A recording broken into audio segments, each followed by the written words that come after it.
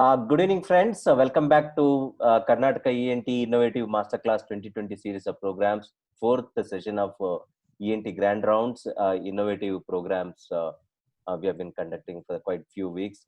And today we have another innovative topic, that is management of upper third facial bones and frontal bone fractures. We have two distinguished colleagues here who have a lot of experience in facial-maxillary trauma. To start with, my good friend Dr. Madhusudan Rao. He is also an alumni of PGH Chandigarh, and I'm happy to share that I was his colleague. I worked with him at BGS Global Hospital, Bangalore, for almost 3 years, and we did some teamwork together on some cases. I specifically remember a Nigerian patient on whom we did almost 24 to 36 hours surgery, one major surgery. Okay.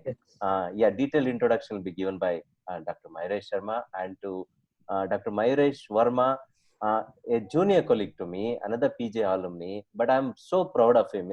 One is what all I wanted, he has those qualities. That is to start with his qualification, MBBS from AIMS and PG from PJ Chandigarh. I also joined AIMS for anesthesia PG. I was there for just 2 days and left to join the PGI. So I lost that opportunity to be in All India Institute of Medical Sciences. Following that, unlike anybody else would have, coming from such top institutions would have, relocated themselves to some foreign country, if not some corporate hospital in metropolitan city. But he chose to go back to, I think it's his hometown, which is a Naxal area. I think Durg place is Durg in Chhattisgarh area, a Naxalite area, and he chose to start his one of the best set up centers in Chhattisgarh, rather I would say, and he's practicing there. And he has extensive experience in facial maxillary trauma, and he did visit our center, our hospital, as a invited guest faculty for one of the facial maxillary trauma hands-on training programs which we conduct every year. And one of the most brilliant colleagues, person I've met with. Welcome, Dr. Mayuresh. So now we can take over the proceedings. Some instructions to the audience. See, you all are muted. So if you have any questions, what you can do is you can place it on you can type it on the chat area, or you can message directly to Dr. Mayuresh Sharma on the chat area. Okay, whatever doubts, feel free to ask, because for some ENT surgeons, these may be very new topics. May not have touched. So there is nothing, no problem in asking something which you do not know. With this, on Sunday, 5:30 to 7:30, we have our third session of international webinar on pediatric airway problems. And the theme of third session is pediatric sleep apnea is there.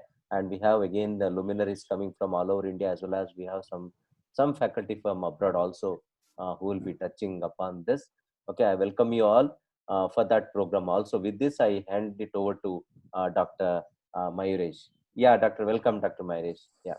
Sir, good afternoon, good evening, everyone. Yeah. First of all, Dr. Prahlad has been, I'm very proud to have seniors like Dr. Prahlad, and he's one of the leaders in our field, we all know, and I always look up to him. And not only me, a lot of other ENT people, other ENT surgeons look up to him for his teaching capabilities, for his innovations in nearly all the fields. And I've visited him also. He has got excellent hospital. I mean, if I start speaking about him, the whole 1 hour will be less. So thank you, Dr. Prahlad, for giving me this opportunity. And to introduce Dr. Madhusudan, I'm also feeling proud because he's my senior too. And we have been, he's one of rare combinations of having done MS in ENT, DNB, ENT and head and neck, and then MCH in plastic surgery. And that is what even I had dreamt of after doing my MS. Then he has he apart from I thought that because he's from head and neck area and ENT area, he would be more inclined to do only that kind of a plastic surgery work, which other plastic surgeons also like to corner themselves into some part of the plastic surgery. But he has excellent. He has excellent experience in doing all kinds of surgery. He is the lead consultant and head in the Department of Plastic, Cosmetic and Microvascular Surgery in Aster CMI Hospital, Hebel, Bangalore, and then has performed more than 5,000 independent plastic surgical procedures of all kind, including cosmetic plastic surgeries like facial plastic, body contouring, aesthetic breast, nose surgeries, maxillofacial surgeries, maxillofacial trauma for last 20 years. He has also been doing the comprehensive hand surgery, which you know, it looks uh, we now doing comprehensive hand surgeries, also microvascular surgeries, peripheral nerve surgery, brachial plexus surgeries. He's been, supporting effectively all the departments in his hospital. He has been also working with the bariatric group, diabetic foot salvages, all kind of surgeries. The list is so long. So um, he has also been awarded gold medal, Khosla gold medal in AOI conference, one of the AOI conference, and he has been bronze medalist in MS in PGI, which is a very big thing because in PGI they don't give medals easily. So without wasting much of a time, because it also will require another half an hour to introduce himself, Dr. Madhusudan, please, you can start with your presentation. Dr. Prahlad, can I share the screen now? Go ahead. It's all yours now. Yeah. Okay. Share, screen sharing. Yeah, share. Go to share and share the PowerPoint. Yeah.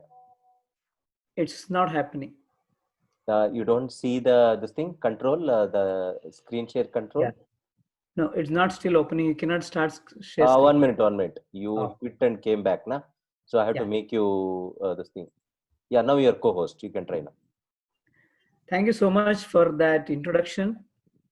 I'm very happy to be a part of this session, not as a speaker, because Prahlad is my senior in PGI Chandigarh, and he's an excellent ENT surgeon who has innovative techniques, which he has made it very interesting to everybody, and he's well known over India as well as abroad.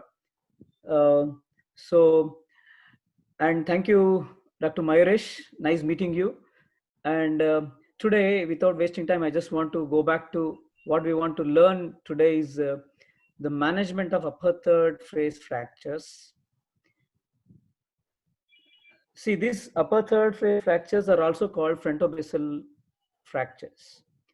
Just before going to the fractures itself, we need to know what is this area is. It is not a single plane area like just the upper third of the face, like frontal bone or frontal sinus. It's a three-dimensional area which includes anteroposteriorly, if you go, it includes the frontal skull up to the coronal sutures. And if you go laterally, it will take the lateral orbital wall up to the squamous of temporal bone. And basally, if you see in this lower cut, it includes the anterior skull base. So overall, all these three regions are called combinedly as a frontobasal region. So upper third of the face fractures are also called frontobasal fractures. So just coming to the mechanism, what can happen when there is a force exerted on the face? As all we know that face is the one which is a cushion zone which takes away all the impact, and so that our brain is protected. The mid face is the one which is collapsible, it is crushable and easily just gets all the impact, and it dampens all the impact. But we have these two areas, like you see the upper and lower alveoli, they are the most very strong area which will take an impact up to 150 gram per square inch. The second one and the most hard part of our skull is the frontal skull, but it also depends on the pneumatization of the frontal sinuses. Otherwise, also have a very good thick bone, so they will also sustain a great impact compared to the mid face. You see, the mid face is the one which can get easily collapsed and easily get the fractures due to the trivial trauma. So when we get the upper third fractures, it is due to the injury to the upper third of the face or injury to the upper part of the middle third of the face, which will have an effect onto the basal areas of this frontobasal region. So we have these support systems. We have the horizontal buttresses. In the midface, you have the upper annulus, the infraorbital rims are the one which are the most important horizontal buttresses, and the zygomatic arches. But supraorbital rims and along the frontal vault, we have this horizontal buttresses, and to the vertical buttress, we have the same lateral medial vertical buttresses. They go across along the frontal vault. That's how we see the linear fractures are most common in the frontal vault. So why we need to see about these kind of fractures? Because most often, because we are now talking to ENT audience, definitely ENT people, plastic surgeons, maxillofacial surgeons, all the three they play an important role in treatment of this facial injury along with the head injuries. So when the patient comes to the head injury with facial injury, the upper third of the face, when it gets involved, it's very rarely we get a call. If there is a nasal bone fracture, epistaxis, most commonly ENT surgeons get a call. If there is a CSF rhinorrhea, which is intractable, then they get a call. And in the areas where the ENT surgeons are treating ocular injury, they do the orbital apex decompressions, they get a call. We as a plastic surgeons also do actively maxillofacial trauma. We also get a call for all mandible, maxilla, all type of fractures of the face. But this upper third of the fracture phases are the one where we don't get a call directly. We get a call through the neurosurgery if there is a reason for us to be called. So why we need to know about this then? Because we need to have a knowledge of these fractures of the upper third of the face, because when we are involved, we should do the justice to the patient, because as we see, when there is a frontobasilar trauma occurring to the upper third of the face, we have a major intracranial injuries. It can be life-threatening. It can be an ocular injuries which can cause loss of vision. Apart from this, we have variety of fractures that can occur in the upper third of the face, for which some needs treatment, some may not need treatment. So we need to know them. And when we are involved with the neurosurgeon, we should do our job. These frontobasal fractures are, I am going to tell as a frontobasal fractures henceforth to the upper third fractures. They are due to the high velocity injuries, and they are associated with severe intracranial or globe injuries also. They can be in combination with the middle third fractures, or they can happen without middle third fractures also. There are some classification. Just before going to the classification, I just want to mention here that during my MCH program, my dissertation was classification of frontobasal fractures. So I feel very happy that Dr. Prahlad has given an opportunity for me to discuss the same. Because we did one classification system to comprehensively describe how the upper third of the fractures can be classified. And hence, we also go to the management part in the later part. So coming back to the classification system, we have Eschers classification, which is way back in 1964. And we had Bernstein's classification, which is on the type of osteotomy done in case of craniotomies. And Saka's classification specifically for the anterior skull base. Coming to the classification of Eschers classification, see, all these classification, there are around 5 to 7 people have classified this frontobasal region. Most of them are classifications are almost looking at the same. Is the type 1 is high central, where we see the fractures of the cranial vault. Maybe it involves frontal bone, frontal sinuses. You can see the anterior and posterior frontal sinuses here.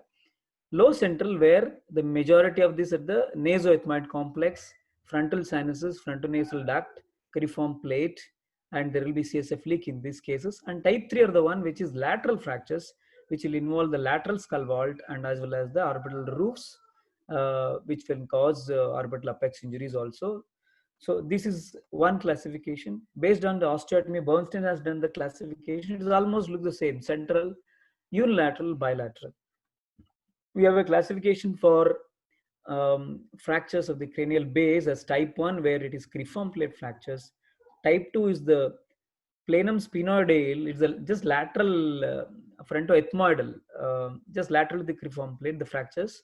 And also type 3 is the roof of the orbital orbit, or this is called lateral frontal fractures. these are all the main important issue is that they can cause CSF rhinorrhea, which is significant or insignificant. They also classified as a small or large if it is less than 1 centimeter or more than 1 centimeter. This one comprehensive classification we presented, I did in 2002 as a dissertation, and we published in 2006, which I'm going to explain at the end of this my presentation. And I just went back recently about what are the things which happened after that, what are the publication has come according to the classifications of frontobasal fractures. There's one article which is recent, is 2009 only. After that I have not seen any article which is explaining this the comprehensively upper third fractures. Here also we can see that is only 3 types: a vertical linear cut of vault, and there is a, if there is an additional cranial base fracture, it's called type 2, and it's type 3 if it is the frontolateral varicate orbital roof. This is comes as almost same as this HS classification. So we have this kind of classification which they're trying to classify these upper third of the face fractures. So when it comes to the individual bone fractures which we are going to learn, we have these areas in the frontobasal region or the upper third of the face as frontal sinuses, frontal bone, supraorbital rim. These are the central part of the upper third of the face. In the lateral parts, we have orbital roofs, lateral orbital walls. These lateral orbital walls are also come in the middle third of the face, also part of the frontobasal region. Orbital apex, this is a junction area, is because it involves the orbital roof, it involves the sphenoid fractures, so they are included in this frontobasal region. And in the center lower, we have nasoethmoid fracture, cruciform plate fractures. So just to brush back to this, you can see this picture again. And coming to this, we are just going to start with the frontal sinus fractures. The incidence of frontal sinus fractures is about 2 to 12% is faciomaxillary trauma. This is also called as Lefort type 4 fractures. If you can brush back, we have Lefort type 1, which is horizontal just above the parallelus, and Lefort type 2, it is a pyramidal type of fractures across the frontozygomatic and nasofrontal nasomaxillary sutures. And Lefort type 3, it is called craniofacial disjunction. It's along the orbital apices and the superior orbital fissure, what is called as, and frontozygomatic sutures on both sides. And the fourth is, it just above that is called frontal sinus fractures. There are so many articles which has come to define the classification of frontal sinus fractures. To simplify, and also it's going to help in our management perspective, we can simply classify them as anterior wall fractures, posterior wall fractures, both wall fractures, and comminuted fractures.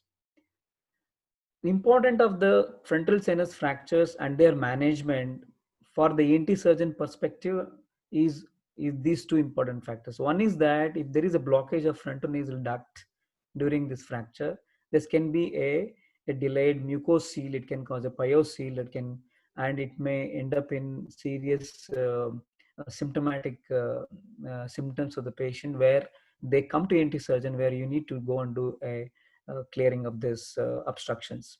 And the more important and an acute problem which can cause is the CSF rhinorrhea, which can leak through the posterior wall of this frontal sinus, can leak through the frontal nasal duct into the nose, or if there is an open wound and there is a fracture of the anterior wall, it can leak through the wound itself, or it can cause, if there's additional fractures on the cruciform plate or the then it can cause CSF rhinorrhea and potential complication of meningitis, which we need to be careful about it, especially when there is an open wound in the forehead, a small trivial open wound which we forget, and there is an underlying fractures of the frontal sinus and has a posterior fracture also, and we don't treat the wound aggressively and we don't debride this wound well, within 24 to 48 hours the patient can go for a meningitis. So these are the important messages we should know. Any forehead wound which has an underlying fracture, we should seriously think of frontal sinus fractures, and if there is a leak, we need to suspect and we need to admit this kind of patients, observe them, and if needed, investigation has to be done in form of a MRI or CT scan. If the patient has clinical symptoms of CSF leak or something, we need to treat them well. So, and we need to treat those wounds. So that makes the importance of this, though sometimes it is neglected. These pictures show the, because very difficult to show clinical pictures of all types of frontal sinus fractures. These are the CT scan pictures.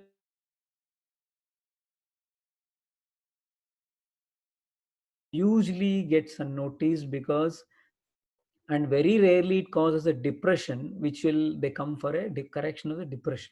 Otherwise, the frontal sinus fractures anterior wall only will have some kind of a epistaxis. If patient may show some kind of a bleeding. Otherwise, these fractures are usually not treated at all unless they have an additional fracture line going to the frontonasal duct and causing some kind of an obstruction, which is very rare. And these are also commonly associated with the supraorbital rim fractures, which we are going to discuss a little later. And we have the posterior wall fractures. You can see in the second picture on this. So there is a posterior wall fracture. There is no anterior wall fracture on this side, but there is a posterior wall fractures. When there is only posterior wall fracture, there is a CSF going into the sinus, and it can cause CSF leak through the frontal sinus, frontonasal duct. This is a very peculiar phenomenon, and it's very rarely seen. Unless it is you have a strong suspicion to check it, and it goes unnoticed unless the patient comes back with a meningitis. These kind of fractures are easily they're treated, they're healed on their own unless they cause these problems. And there's a both wall fractures and there's the comminuted fractures. There are significant chances of getting a CSF leak where ENT surgeon, neurosurgeon, sometimes we as plastic surgeon for the repair of the contour deformities, they play a role or combined management for this kind of injuries. So there's one algorithm for the management of frontal sinus fractures. We have only anterior wall fractures only if it is mostly conservative management, unless there is a wound which we need to clean. If there is a displacement, we need to check, is there a frontonasal duct involvement? If there is no frontonasal duct involvement, unless there is a cosmetic reason to treat, we can just leave it. And if need to treat, then we can do a fixation of this fracture, and there's no need to do any sinus obliteration. When we open this through bicoronal approach, we cannot go through, sometimes you can go through eyebrow, but cosmetically speaking, we have to go to bicoronal approach, and we approach this frontal sinus.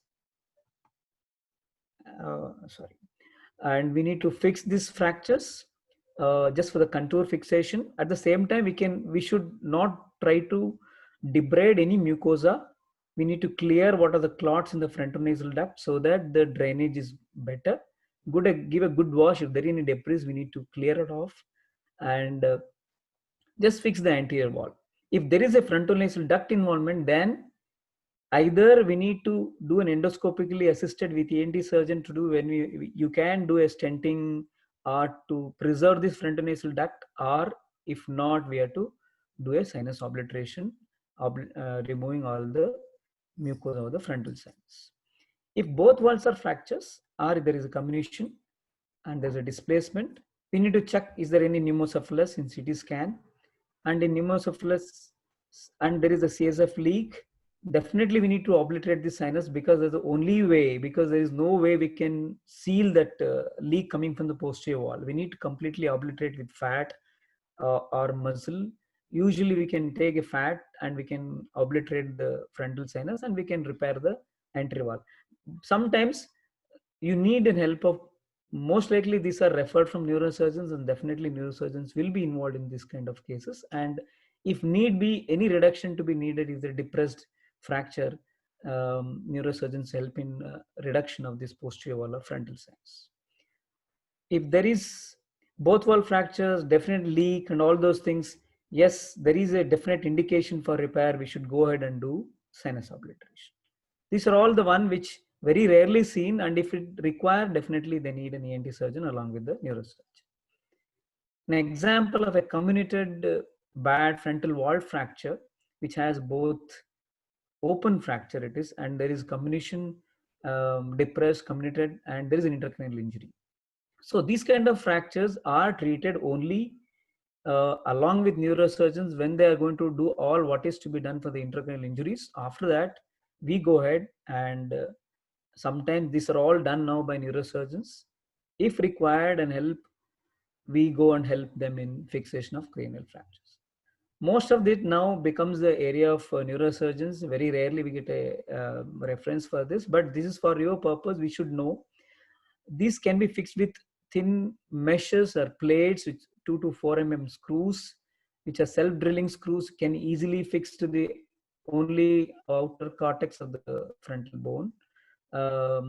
Here it is, we have a frontal sinus as well as frontal bone. Sorry, this fracture is involving along with the frontal bone, because there is nothing special we need to see in frontal bone fractures, because frontal sinus is a part of the frontal bone. It is an immobilization of the frontal bone,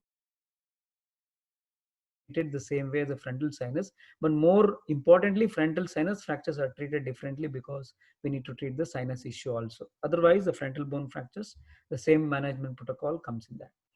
These are some areas where you can see the first picture. There is a small depression we can see clinically. Patient comes for a cosmetic result. In the CT scan, we can see a very good, like a dished face, like dished forehead. And sometimes, unless you palpate this, it is not easily visible in the acute setting because of edema. But later, the patient come back with a very obvious deformity, depression in the front of the forehead. In these cases, these are the indications for surgery where we go ahead to a bicoronal approach and elevate this frontal sinus or frontal bone along with it, and then put a mesh or a plate so that you get the contour corrections done. This is other case where there is so much of comminution, which I don't have the previous picture. We had to remove all this comminuted part of the frontal bone. It's just above the frontal sinus. Also, it was involving the interval of frontal sinus. So we had to, because he had a serious depression, we had to take his rib graft, slice the ribs into 2 pieces, and then we use this. We can see 3 rib grafts have been used to give a contour correction.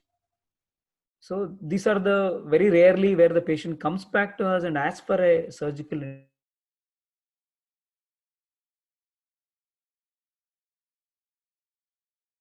See, you can see in the first picture, patient is almost about a week later. You can see the lateral subconjunctival hemorrhage showing some type of a zygoma or a midface fracture along with this. And he has come later with a for his for the management of the fracture. So it is like subacute sitting. We go back and fix these fractures. Next comes the supraorbital rim fractures. These are one of the commonest upper third fracture we see along with the mid-face fractures, because these are the most prominent part in the upper third of the face, especially in males where the supraorbital rims are the most prominent and they take the burden when there is a injury to them. So, but because Schultz is the first person who described this kind of fractures, he said the incidence around 1 to 5%. But we are seeing that more and more this kind of fractures are documented, so we are seeing more and more fractures. Otherwise, these get unnoticed because neurosurgeons, they don't think about these fractures unless it's a very bad deforming fracture, because these patients sometimes will not have any intracranial injury. They go for a conservative management, they disappear. They won't meet any doctor later on. They only come later for if there is a contour deformity, because the displacement is also very less. Undisplaced supraorbital rim fractures go unnoticed, and they doesn't need any treatment. Lateral third fractures are more common than medial third because of the more prominence which you have in the lateral third, and the more commonly they get injured, because medial third, we have the nose which will get first comes into the picture. The central forehead is more sturdy than the lateral, so lateral third is more commonly involved. We have 3 important symptoms to notice, because these are the one which will need some kind of a treatment. One is the deformity, cosmetic deformity. Other thing is the ptosis. Ptosis is one of the most common and prominent features of a supraorbital rim fractures. This ptosis is very difficult to correct because this is because of the stripping of the levator muscle from the rim and also surrounding area, and it has to settle on its own. Even though we treat this deformity, we fix this fracture, sometimes ptosis takes long time, 6 months to 1 year to correct. Sometimes the patient will have some residual ptosis which may require secondary surgeries. Inferior orbital dystopias are the one where there is an associated the so much of displaced inferior displacement of supraorbital rim, which will cause the orbit or the eyeball to move downwards, and it can cause diplopia. It's very rare. If that is so, then we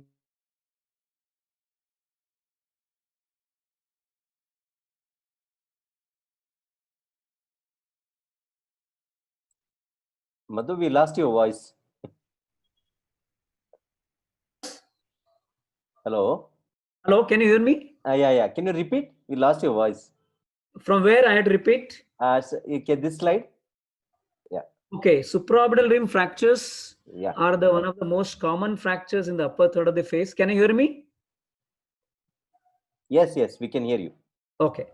Okay, these are increasing because more and more of these fractures are being noticed and being documented in the CT scans, which otherwise in the previously they're not getting noticed and they're going discharged because they most likely they may not have any intracranial injuries. The patient will not have any midfacial fractures. They will not come back to for treatment because they don't have any. Sometimes they are asymptomatic. But now because more and more CT scan being done and we are documenting, then the incidence are we seeing it is increasing, but there more than 5 to 10% of upper third fractures are supraorbital rim fractures. But the lateral third fractures are common because of the type, the way of injury is more common to the lateral third than the middle third. The most common symptoms which we need to learn is the cosmetic deformity, which can sometime the patient come for us for correction. And if there is most commonly there will be a small to large wounds along the eyebrows, and sometimes it's easy for us to go through the wound and fix these fractures. Second thing is most common sign what we're going to see is the ptosis. It is a mechanical ptosis, sometimes because of the severe edema that can happen, hematoma that can because of the bleed that can happen along the supraorbital rim or the supraorbital and the vessels, they can bleed and cause severe hematoma, or it can be due to the stripping of the levator muscle, which can cause a ptosis which may not get corrected on itself, which may need secondary treatment later on. In a severely injured cases, the displacement is so severe that it can cause inferior orbital dystopia, it can cause diplopia, which might need treatment. I think I'm heard now. Hello? Yeah, we can hear you. Okay, No problem. okay. Go ahead. So the management of the supraorbital fractures mainly depending on whether displaced or undisplaced. As I said before, undisplaced fractures are go unnoticed. Displaced fractures are the one when they have a ptosis or deformity or this, they come for some kind of a treatment. But though, uh, unless it is severely deforming, this treatment, because we have to give a huge amount, a huge cut in the, like a, think of a lady, we come for a supraorbital rim fracture, minimally displaced, we cannot offer her a bicoronal incision for this, and we scarring. So unless the deformity is so severe, it demands a surgical treatment, then only we need to go for treatment. So management of this, sometimes reduction, which can do the bicoronal approach extracranially, sometimes in addition to other fractures, we may need an intracranial approach for a severe displacement fractures. Fixation of the frontal bar is the key to get the symmetry of the both supraorbital rims. Otherwise, the patient will come back for a cosmetic correction later on. This is an example. So you can see the ptosis here. You can see the depression and a loss of the prominence of the supraorbital rim. You can see a small cut which is already sutured and is almost healing. We can see the change in the position of the eyebrows here. The patient comes for deformity correction. When you go back and open it, we see a comminuted supraorbital rim. You can see this is the other side, normal side supraorbital rim. This side, actually, we have supraorbital rim is completely lost. There's an additional the loss of the frontal lateral part of the frontal sinus also. Here also rib grafts are used, like stacked one after the other, or we can now use a G-bone. We can use so many other implants available to contour it. We can use it now. These are the one where we do a cosmetic correction, where we have to go through a big surgical incision when it's required. This is the other one patient where we have seen a ptosis as one of the important presentation of this fracture. Even though there is a minimal, you can see in the X-ray itself, we can see a small depression, small crack, and CT scan showing the supraorbital rim fracture. But here what's happening is the patient has come only for the ptosis treatment. He doesn't want any cosmetic. Has to be corrected later. We have to give a sufficient time for it to recover, give all conservative management, then go back, and if there is requirement, we need to take help of oculoplastic surgeon if required for levator refixation, or what we can do any other secondary surgeries to treat the ptosis. This is an extreme case of supraorbital rim fracture, which can cause such a displacement which is inferior. So the rim has pushed back, so that the eyeball has pushed out, and it has caused serious threat to the eye, where this kind of surgeries need an intracranial approach, where we have to go and decompress. Urgent decompression is required. You can see the brain herniating into the fracture into the orbit there, and these are the severe injuries where we need to take help of neurosurgeon as such. Coming to the orbital roof fractures, these orbital roof fractures are divided into pure and impure variety depending on associated supraorbital rim fractures. It is pure if there is a isolated orbital roof fracture, and it is impure if there is associated with supraorbital rim fractures. This can also be divided as blow-in and blow-out orbital roof fractures. Isolated orbital roof fractures are very uncommon. These are most commonly seen in children. Undisplaced orbital roof fractures are commonly seen in children than in adults. And when there is a blow-in and blow-out fractures, these are also very uncommon. And these can cause some kind of a herniation of the brain into the orbit, or it can cause, if there is a blow-out fracture, very rarely they can cause anophthalmos.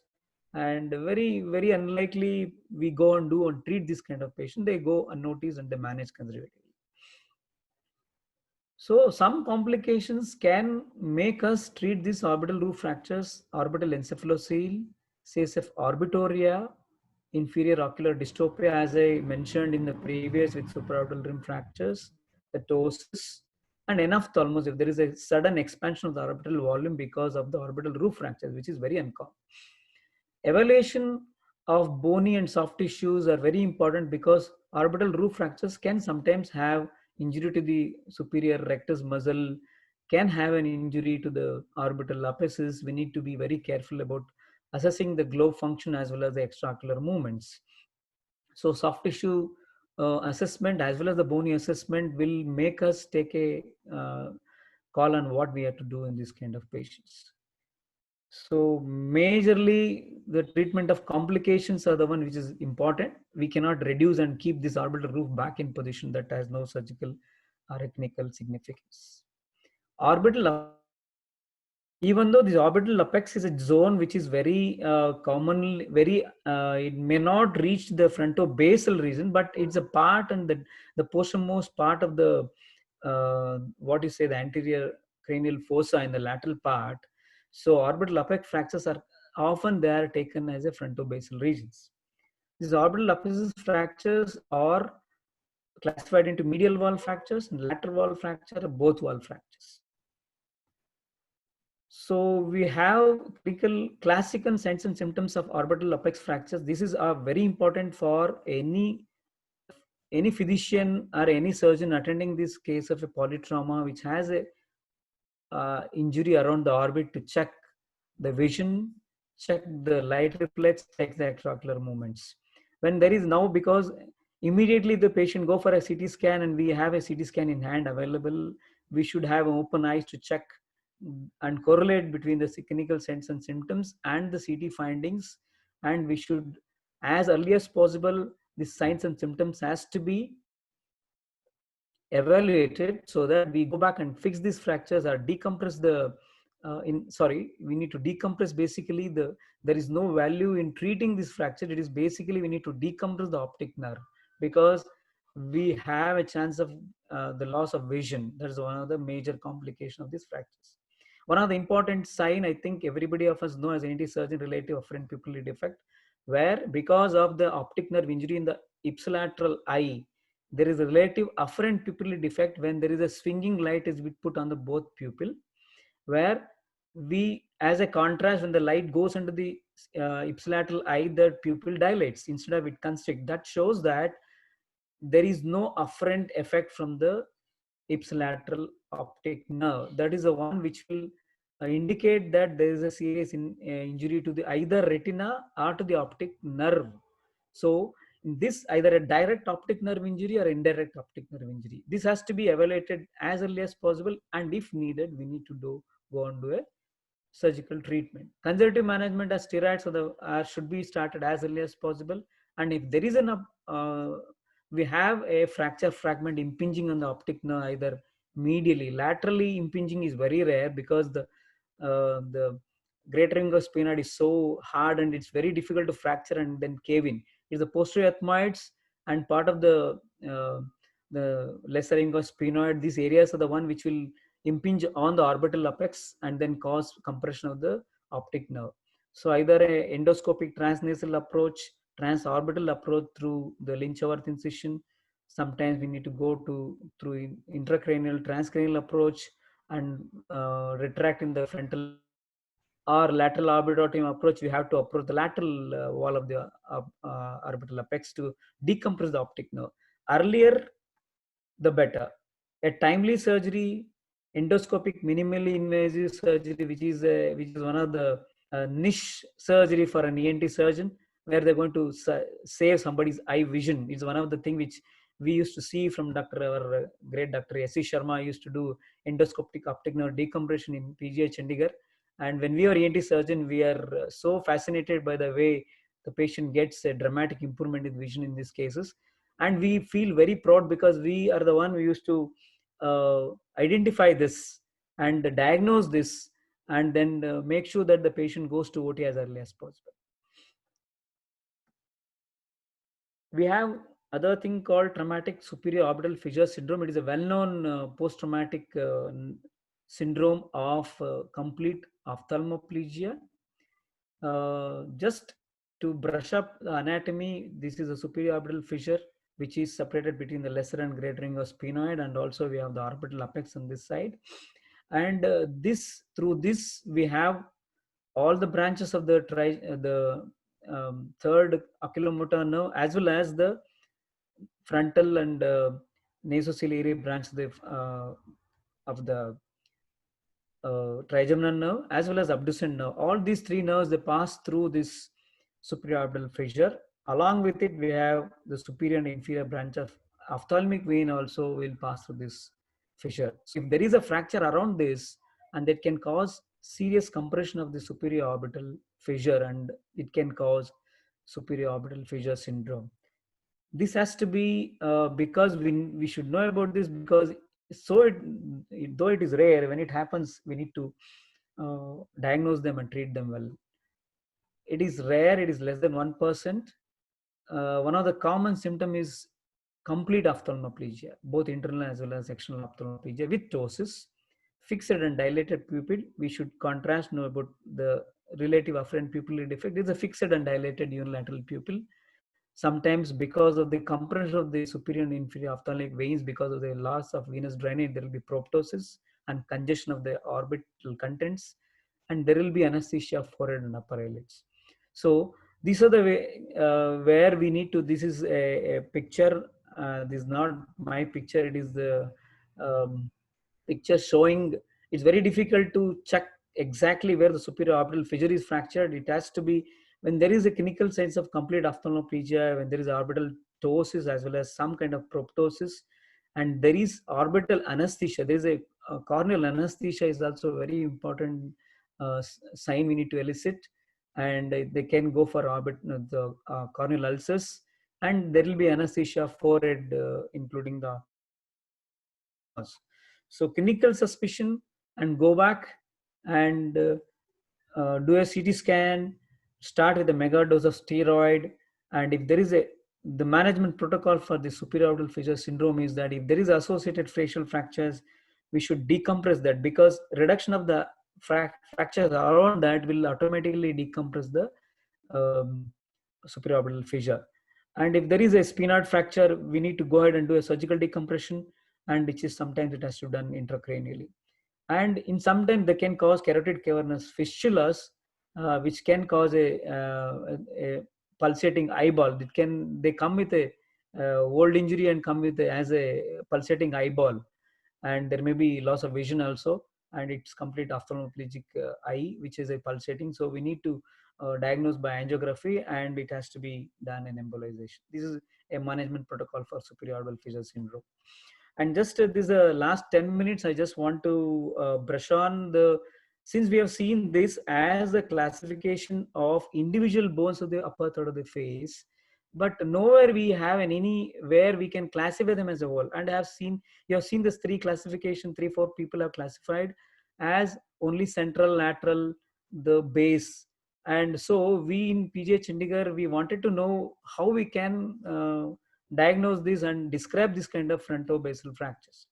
So we took these factors into the sub-region which is involved in the upper third of the face, how the transmission vector has happened causing these fractures, means the mode of trauma, so that it's going to describe the trauma itself, and whether there is we made it as an impure or pure. If it is pure fronto-basal fracture, if it involves only the fronto-basal region, it becomes impure fronto-basal fracture if there is associated mid-facial fractures.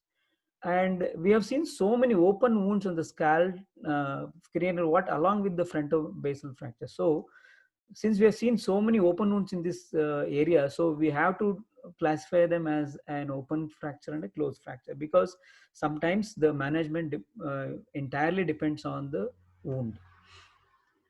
This is what we classified into 3 subregions, 9 subregions, as a central part and a lateral part and a combined part. We see the one is the central part. This is a simple classification. F is for frontal, B is for basal.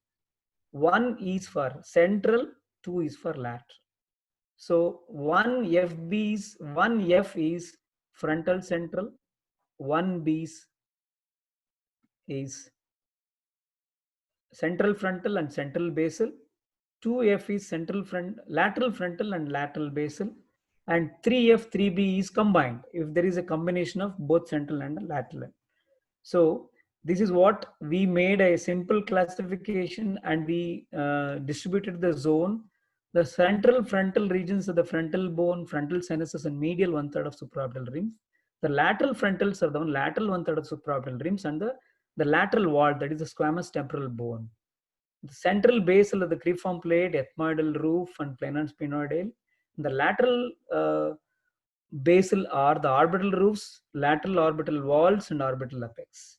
If there is a combination which has combined frontal, combined base,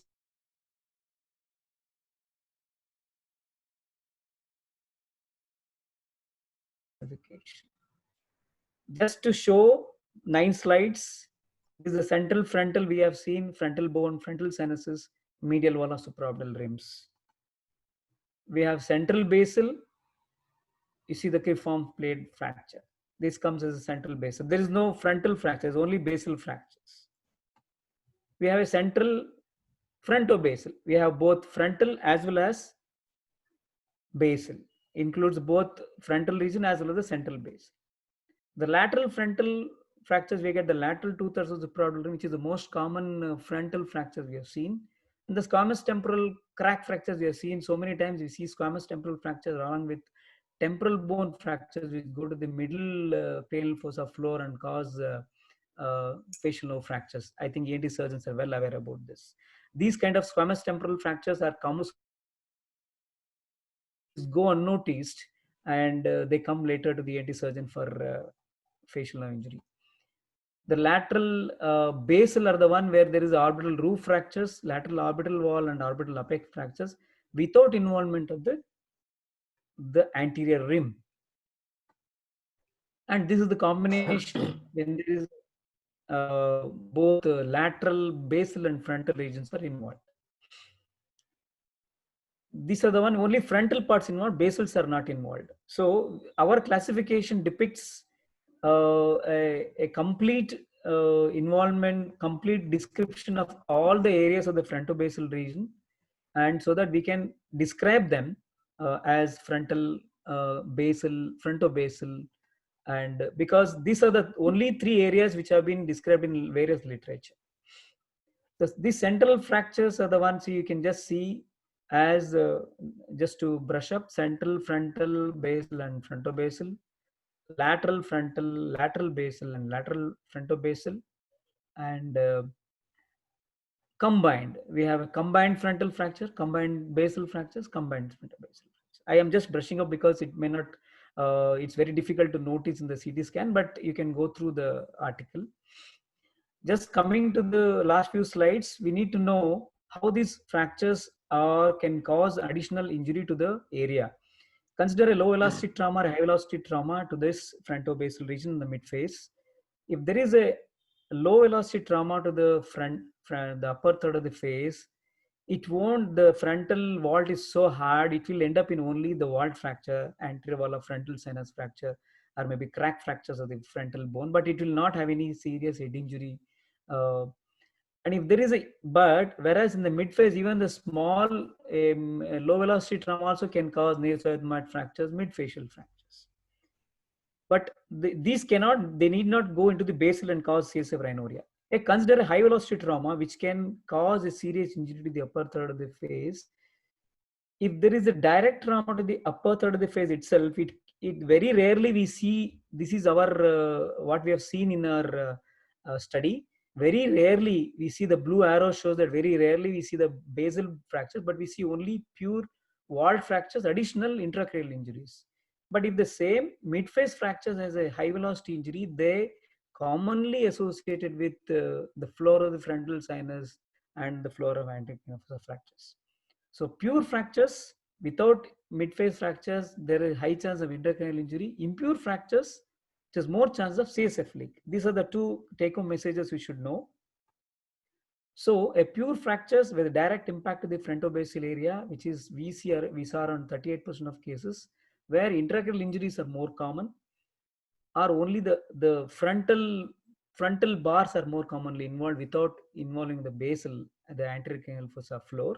And impure fractures where there is an additional impact in the midface region, where there is a transmission of force across the floor of the anterior cranial fossa, which is seen more commonly in 62% of cases in our series, and where we have CSF leaks are more common, and sometimes it needs treatment.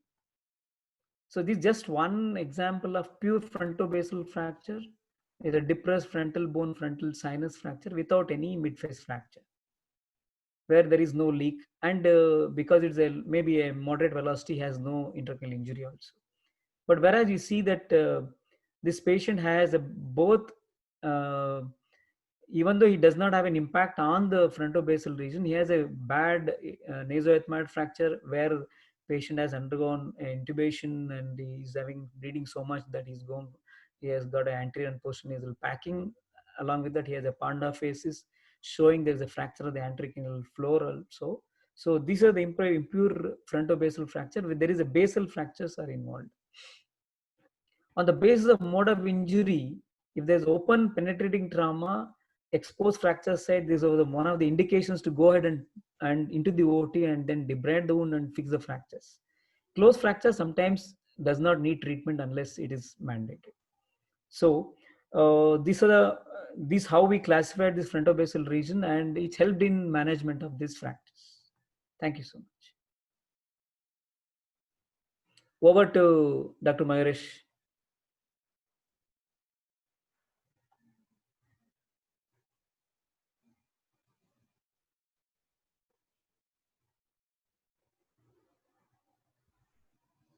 Okay. Can you listen to me, Dr. Madhusudan? Yeah. Okay. Thank you. It was a nice presentation, short and sweet, and a very good classification indeed. Your publication. We've got few questions. First question is from Dr. Satya Chaudhary. Actually, she's got he's got a few more questions. He has asked that can you put in a 4-hole plate through eyelid incision? Eyelid incision. Okay. Eyelid incision into the, probably asking about the brow, the supraorbital Supraorbital ridge. rim. Yeah, Okay. Can we do issues? yeah. Can we do? Easier way to approach. It's an easier way to approach, and only thing the scarring is the issue. Sometimes it can cause a prolonged edema, upper lid edema, and some kind of a mechanical ptosis. And as cosmetic surgeons, unless there is a wound in the eyebrow where there is already a wound where we can go through, we avoid this incision. But sometimes we need to talk to the patient if the patient is okay with the scar. Sometimes the scar are well hidden under the eyebrows, and we can still do that. It's not that it's contraindicated, but if, see how many fractures we need to fix this supraorbital rim, unless there is requirement, cosmetic, so much of cosmetic deformity where an incision scar is better than the cosmetic deformity, then we have to go and treat this fractures. Great, right. Probably she was asking about vis-a-vis a brow incision, which one would look better? I don't know. No, it is all depends on how we give these incisions. Somewhere the brow incisions are better if you close them very well. Otherwise, the brow incision can give a bald scar, which is more unsightly than the upper eyelid incision. In such a case, eyelid incision can be better. But sometimes it causes so much of the indrawing of the upper eyelid, the sulcus. It becomes obvious the eyebrow can get pulled down and can cause asymmetry. Okay. A good post-operative scar treatment we can reduce all this complication, and in some cases definitely, because if the patient is not willing for such an amount of a big bicoronal incision or hemicoronal incision, this is a better bargain. Okay. She's got few more questions. I've started. She's asked, can you manage isolated posterior wall fracture with endoscopy? I mean,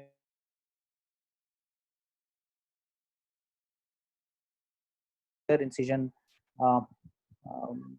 Isolated posterior wall fractures of the frontal sinus, she's asking. Yeah. There is no point in going through an approach through glabella, because unless the patient has a symptom of CSF leak, it's better to go transcranially and do a removal of the posterior wall of frontal sinus and obliterate the frontal sinus. Or as an ENT surgeon, you people can be a better, I don't know how we can go through. We cannot go an endoscopic way of doing it, because it's basically we need to treat the CSF rhinorrhea in these cases. And maybe sometimes you treat this patient because of the tract, which is it is not a direct tract. Sometimes it settles on its own. We need to wait and watch for some time. If it's intractable CSF rhinorrhea only, we need to go ahead and do that kind of a surgical approach. Yes, you're right. Actually, these days in a lot of workshops are showing draft 3 procedures and draft 2 or draft 3 procedures and endoscopic repair of the posterior table, which can be reached. And but sometimes you have to make a window also. You're absolutely right.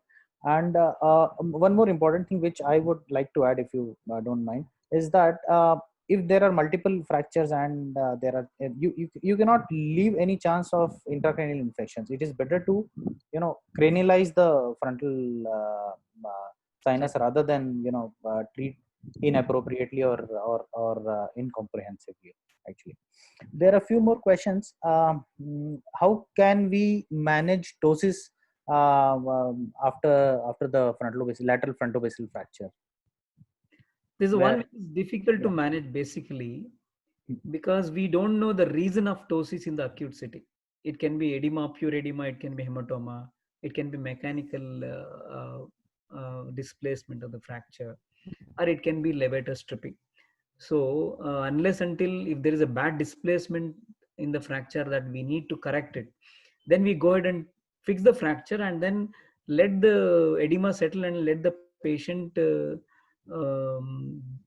come back later about 6 weeks to 3 months, because it's very difficult to correct this ptosis. If there is a levator stripping, we cannot just, we need to wait and watch and do it secondarily as a ptosis surgery itself. Yeah, And ptosis definitely surgery we need itself to, is a big topic. hello. Yes. Yeah, you are right about the last question. The ptosis surgery itself is a big topic, and it is managed um, um, both by ophthalmologist and cosmetic surgeons. Uh, we have got few more questions. Uh, Another question from the Satya Chaudhary only. Do you proceed with endoscopic decompression for a frontobasal fracture? How do the neuro manage orbital roof and secure the depressed fracture?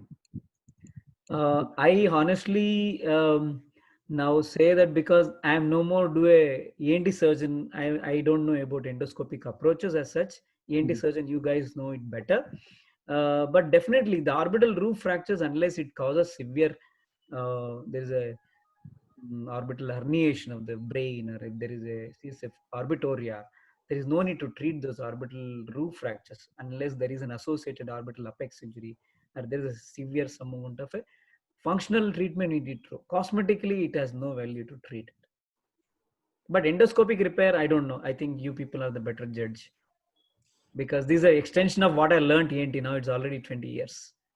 Yeah, actually, probably for these fractures only are done endoscopically when there is a complication like CSF leaks and all. And for example, in a superior orbital syndrome, it is difficult to go endoscopically unless and until there is an infection. To reduce it, you'll have to go transcranial, or a sphenoid fracture, or any other cavernous fistula. You cannot do it endoscopically. You have to go through craniotomy. All And the central basal fractures, sorry, all the central basal fractures with CSF rhinorrhea are easily amenable endoscopically. yes. Orbital apices are amenable endoscopically. The medial orbital wall is amenable endoscopically. When it becomes a little more lateral roof and all, now we are trying to engage to a territory where it is we are stripping the extraocular muscles, or pushing the optic nerve or a globe, orbital fat, no, where the fracture management, unless it is seriously required, doing endoscopically becomes very difficult. This is my limited knowledge. I feel better to go open it, do an anterior craniotomy, do retract the frontal lobes, and then go back and repair if that is required, and do a neuroplasty if needed. Yeah, some people are doing orbital transposition also, but then for limited leaks or something you can do it, but for a bigger lesion you cannot do it actually.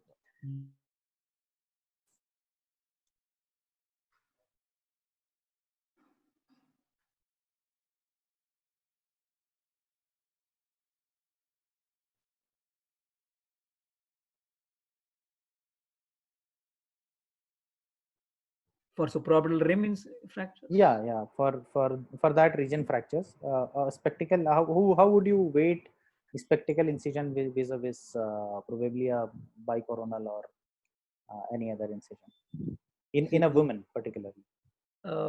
Unless we are going to shave any woman, if you're not shaving hair, and we can easily part the hair and we can go to bicoronal incisions, and we can do a limited bicoronal, not getting into the sideburns, so that most of the scar is hidden. We need to have a little bit of retraction and stripping a little more, but there's a most cosmetically accepting incision than any incision on the face. That's my opinion as a plastic surgeon. But definitely it is more laborious, time consuming, and it sometimes it end up in a blood transfusion in the case where there is a lot of bleeding from the scalp. But yes, these are the things which dilemma which you once go through, but we need to speak to the patient. Some patients do very well scars, they See, you people do external ethmoidectomy. Nowadays, very rarely you do all internal ethmoidectomy. Otherwise, sometimes we have seen so many Lynch-Haworth and lateral anatomy incision. Nobody used to complain when we were in ENT. I don't know.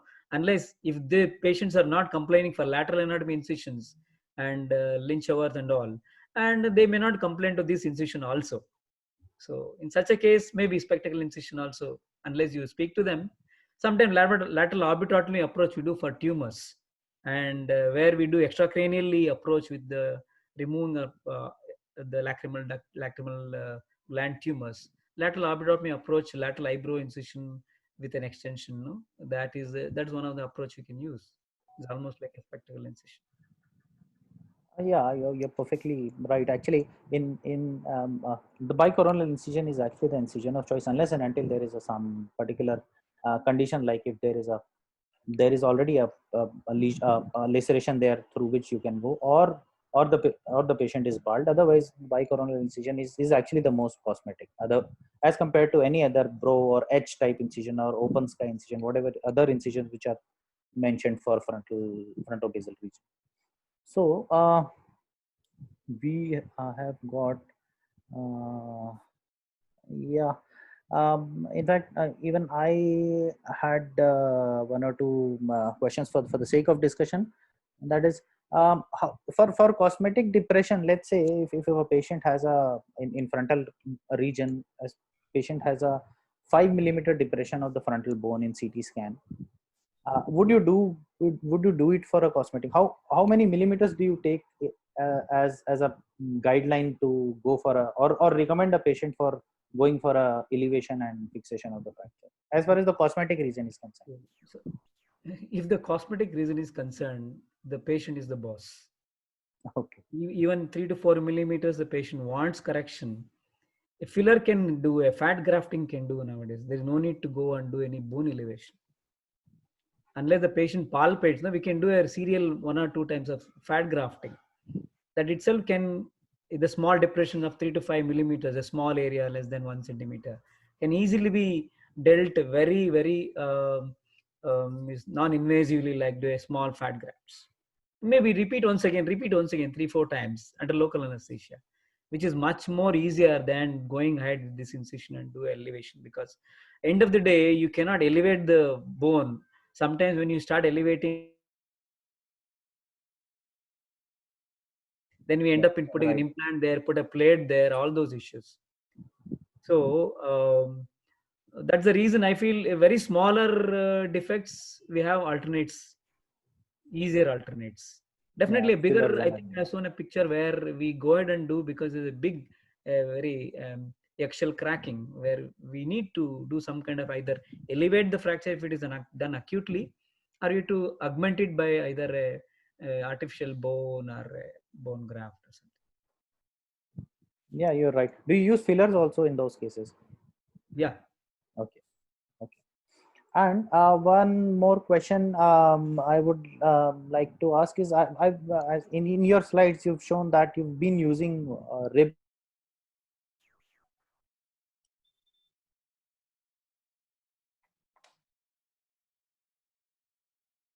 Yeah, Dr. Mahesh, we lost your voice a little bit.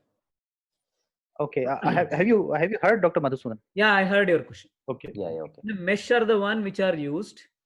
Definitely yes, because that was a sitting where when it comes to mesh along the supraorbital rim, it is sometimes tricky. We can't fix the mesh onto the coronally into the supraorbital rim, bending it. No, it's very difficult sometimes.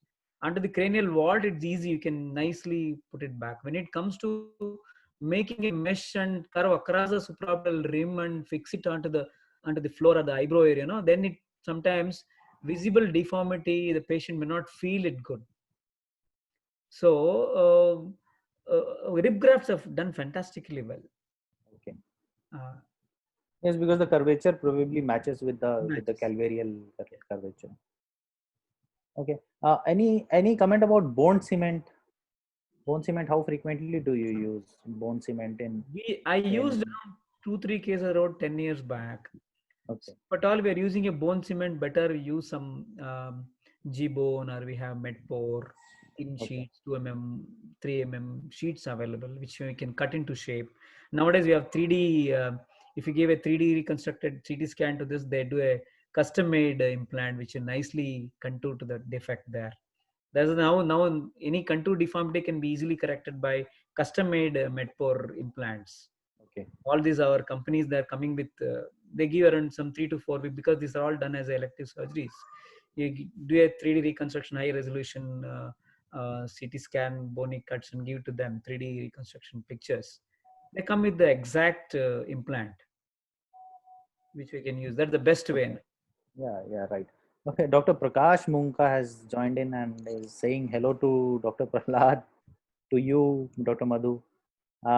Thank you, sir. Thank you for joining. You remain interested. We all know you are very interested academically and always join in. Uh, Dr. Subhashini has put up a comment. She just wanted to know if the spectacle incision will get hidden under the brow. Yeah, I mean, Yeah, it is the way is important. How you place the incision along the line of the eyebrow hairline and the direction of the hair follicles. So anything which is cosmetically put, definitely, as I said, no, the scar sometimes they do very well, sometimes they don't do very well. So only after 6 months we know what we're done. okay. Dr. Ikambar Reddy has also joined us Okay. from Hello, UK. Ikambar. Yeah. From UK, he was the speaker last time. So any Ikambar, more questions? Please type in all. Please, all the colleagues, please ask as many questions as possible. One more question we've got is how do you release the entrapped muscle in the orbit? So, Dr. Madhu, probably entrapped muscle can be in the superior wall, lateral, most commonly in the inferior, second common. So she's asking, how do you release the entrapped muscle in the orbit? so most common entrapment occurs along the floor in the medial wall. Orbital blowout is the one where there is entrapment of inferior rectus and inferior oblique. Very rarely we see orbital roof causing an entrapment of the superior rectus muscle. It's most likely a buckling and maybe a crack fracture. Yeah. In such a case, I don't know. Endoscopically, can you people do it? I don't know. But we have to go to intracranially, according to me. Yeah, actually, infraorbital nerve is the line where medial to it all we can do endoscopically, and lateral to it you need an orbital transposition, and it has its own complications. So you have to go open actually if there is entrapment in the line which is lateral to the infraorbital nerve and vessels. Mm-hmm. Because the Yeah. limitation of the approach itself is the one which is we need to see about. Yes. And any comment about again, Dr. Satya is asking, do any comment about periorbital incision? Do you make any periorbital incision? I don't know what does that mean. I mean, if you can make out, do you make periorbital incisions? She has asked. No, definitely. The answer is the same, that unless the patient is really bothered about an incision, definitely this is one of the easiest approaches to fix. But sometimes when we strip a long incision along the eyebrow, and we cause some kind of a ptosis, we cause some kind of a cosmetic asymmetry in the upper lid area, and cosmetic asymmetry in the eyebrows, which sometimes we seriously repent, even though we are nicely fixed the fracture. Bony fixation is fantastic, but we end up in a scar which needs some correction. So unless until this is a concern, definitely these approaches can easily be done for smaller, less than 3 to 4 centimeter, where your plate is only 2 plate or something like that, or you do only a reduction and leave the place in, or put some like any stitch or something like that. There we can use this incision. Otherwise, big fractures, it is better not to do this. Yeah. Because we end up in doing some bone grafting, end up doing stripping of the periosteum around that area, which will cause a lot of edema around that. It take long time to. So More questions are welcome. Please ask before we log off. Dr. Prahlad, Yes, sir. you want to add on something? Perfect. I mean, I was just following one thing endoscopic approach to, those superior fractures. Actually, there's not much in the literature. Okay. Uh, it doesn't make sense also to reach that. We can do transorbital approaches are there now for tumors and other things. Yeah, doesn't make sense for the trauma actually. Many times when this thing is there. That's what I was thinking. Okay. Yeah, Adding that to became, Prahlad, yeah, see, when we treat a neoplasia, yeah, excision of fibroma, or you do a tumor excision where we are planning a radical removal of tissues, yeah.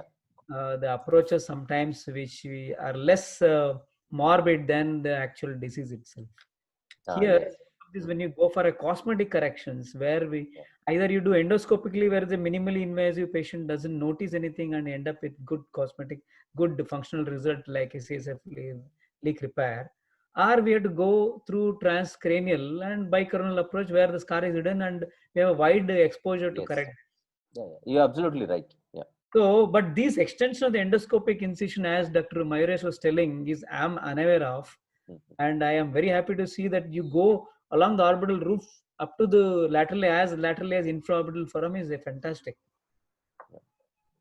Yeah, in fact, now the people have started going more laterally, Yeah. but the indications are very limited. We've got another question from Dr. Girish Umredkar. Is a very respectable senior from Bhilai itself. Hello, Dr. Girish Umredkar. He has asked, please tell in the frontal sinus floor fracture how laterally placed can be dealt with endoscopically. Okay, so probably the similar question. Dr. Prahlad or Dr. Shashi, if you want to answer. See, with the draft three approaches, we can reach some this thing. But if far lateral fractures difficult to reach with endoscopically, the manipulation becomes very difficult. And we are going to touch it as Madhu specified earlier. If there is a CSF leak or something, then we have to handle it. Otherwise, I think we don't have to touch it. I think particularly endoscopically, only if there is CSF leak. But how far we can reach is it's very very limited actually. Okay, if you're going to do an additionally a little transorbital approach, try to transverse, then it's invading too much into the normal areas unnecessarily for a benign like a trauma like condition in this thing for orbit. So for these, if it is far lateral, I think better to go for an external approach than endoscopic in my opinion. Yeah. Yeah, right. Yeah. Dr. Prakash Munka has commented. Yes, he's right. This topic is very. He says that this topic is very relevant in day-to-day practice, day-to-day, and has been discussed for the first time in whole lockdown period. All thanks to Dr. Prahlad. And can have one more on trauma and reconstruction, different approaches, and more on facial trauma. That's what he says. And I'm sure Dr. Prahlad might be planning for. Yeah. We are going to have a lot of programs, sir. Yeah, definitely. We'll come back because all the areas which have not been covered so far, we'll try to explore them. That's the basic idea. We're going to make use of this lockdown period, this shutdown period, make proper use to come back. With more knowledge, more energy, and more rigor. That's what our idea is basically. Yeah. Sure. I think that And Girish has one more question for you. Hmm.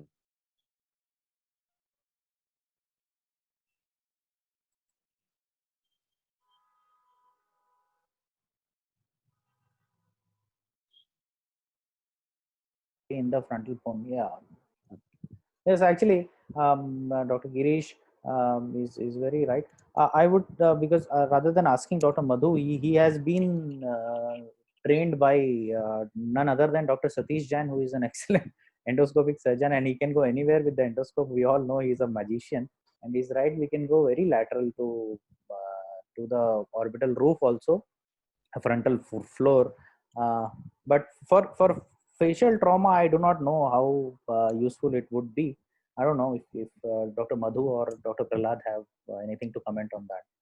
See, sometimes when we are thinking of trauma, needing a endoscopic intervention is basically for CSF rhinorrhea. Most often or not, it is the CSF leak which is needs a, and it is not that big that where intracranial approach is not required. And more posterior leaks are most commonly dealt with endoscopically rather than the anterior ones. And now all leaks can be endoscopically dealt, but so when we try to do a CSF leak repair, and the management is depending on how intractable is the CSF leak. So it's all depends on the coordination between the neurosurgeons and the ENT surgeons. And I feel ENT has really done well by this approach onto the anterior skull base, and especially in dealing with CSF leaks. Because when I did ENT between 96 and 99 in PGI, and now we see every ENT surgeon knows how to reach anterior canal face of floor, and they're really mastering the techniques of endoscopic surgery, and it's very good to see. Maybe that's the way which an ENT surgeon can do a very difficult surgery more easier. That's my comment on this. Yeah. Dr. Satya Chaudhary has been asking about spectacle incision. I don't know. Actually, probably a lot of people would have been interested in types of incision for the frontal bone fractures. Dr. Madhu, can you enumerate all the soft tissue approaches if you remember? Otherwise, or you can start, or if you miss on anyone, I'll add on to it. So probably we are getting questions frequently about the soft We tissue can do a approaches. globular incision if at a very small fracture, central ones, and we can do medial supraorbital rim incision like an extension of Lynch-Haworth, where we can fix through that area. And if there is a wound, definitely we can extend the wound more onto the facial skin tension lines. If there is a small wound, or maybe 2 to 3 centimeter where the approach is not enough, if there is a wound, is better to go through the wound and extend it more cosmetically, extension superiorly, inferiorly, laterally, medially, is better than going through additional bicornal incision. Or otherwise, as the people are asking about spectacle incision, eyebrow incisions, they're all excellent unless we are thinking really about the cosmetic part of the incision itself. So, see, bilateral eyebrow incision across the glabella is the one which is explained, like coming from the one lateral eyebrow to the other lateral eyebrow, crossing across the root of the nose, which can easily give a good exposure to the whole of the frontal sinus as well as frontal bone. But what happens here, what layer you are going to elevate here? Because if you have to elevate from here, go to the bone, you end up in cutting the supraorbital nerves. It's very difficult to save. You are going to end up sacrificing bilateral supraorbital nerves and vessels, because they are just above the periosteum, and you have to go through the periosteum. And such an incision will make totally forehead numb, and you cannot retract those nerves, and you end up in cutting the nerves. So in that way, this, unless you are doing a surgery for ablation like a cancer surgery, doing a reconstructive surgery, these incisions are not cosmetically acceptable. Absolutely, and it's right. better to go through bicornal incision. Yeah, because in bicoronal you even elevate the supraorbital and supratrochlear nerves. Yeah, because from the mid forehead we go superiorstally, we strip the periosteum, so that all these nerves and blood vessels are spared. Yeah. One more incision I would like, because this is the thing in discussion, is an open sky edge type incision where bilateral Lynch-Haworth incisions are connected in the depression of the root of the nose, not in the prominent part, just below the glabella, and where the radix is, and then you open it like an open sky, and this is more used for a naso-orbital ethmoid fractures than as compared to frontal fractures. Medial canthopexy, the excellent incision for medial canthopexy. Yes, perfect. Yeah. So I don't think we have any more questions, Dr. Prahlad. Yeah, it's perfect. Perfect. Yeah. Okay. I just want to add a comment. Yeah. Go ahead. Dr. Mayure? Yeah. No, it's okay. I want to hand it over to you and Dr. Prahlad, because we don't have any other question. These upper third fractures are the one which are rarely come to our clinical scenario. As an ENT surgeon, basically, I'm an ENT surgeon, unless most of the what questions you have seen is endoscopic approach to the base. anterior cranial base means approaches are the one which are most interested to the ENT surgeons. So these upper third fracture, knowing them as a comprehensive, knowing their knowledge is very important in a management, because we know what's happening there. Because here primarily we are not involved, and primarily neurosurgeons will be involved. So we should know this, aware of these fractures, even though they come in once in a year, or month, two in a year or something. But when the case comes, we should know how to manage it optimally. And end of the day, if I see, go back in 20 years, I've done around 5 to 7 supraorbital ring fixations. Out of them, around 3-4 I've done as an emergency, because that is, they have called for me because they have opened skull and they're not able to close or something there, and we have fractures and there's a wound where they want a treatment. So it's not that we go to see them very, very commonly. But when we see a bigger center, there's high velocity trauma, nowadays, very highway traffic accidents, there we see a lot of these frontoabyssal fractures, especially open wounds. And these open wounds will call a plastic surgeon more than an ENT surgeon for the treatment. But still, ENT surgeons have bigger role when it comes to around the nose, nasoethmoid, and orbits, where we take their help in management of the cases. And I thank Dr. Prahlad for involving me in the ENT crowd. Thanks so much. Yeah, most welcome, Madhu. That was wonderful lecture talk and wonderful insight, and I like that classification. It makes sense, really. A very nice classification. I would like to go through that paper in detail. And also, Dr. Mahesh conducted the program very well with his own insights. We'll have more more talks on this particular facial trauma, facial maxillary trauma. See, the endoscopic approach. One last comment I make. Certainly, it's expanding day by day, but we should know the limitations. Okay, see, as such, the extended endoscopic sinus surgery, okay, we have been using it for endoscopic repair of CSF leaks at different regions, but for trauma as such, it is really not picked up very well, not getting popularity. Once in a while we see anecdotal videos and this thing that reduction of blood fracture of the floor of the orbit through maxillary sinus, through middle metal antrostomy approach and things like that, but really not picked up very well. Yeah, the trauma, because there are basic two things involved in trauma, that is reduction and fixation. Whether we'll be able to achieve that endoscopically effectively, that is the question. That's where I think we'll have to think about it. Anyway, that was excellent, Dr. Madhu. Look forward to have more from you. Okay, the facial reconstructions, local flaps, in the head and neck surgery and things like that. We would like to have more from you. Sure. Yeah. So please come back. Okay. And Sure. thank you, Dr. Mahesh. Now I need the topics from you. Okay. You also come with extensive, experience in the facial maxillary trauma. Look forward to have you as a speaker soon. Okay. Thank you, guys. Sure, thank you very much joining us. Thank you, Dr. Prahlad. Thank you, everyone. Please. Yeah, wonderful. Thank you all. Good night. Yeah. Take care.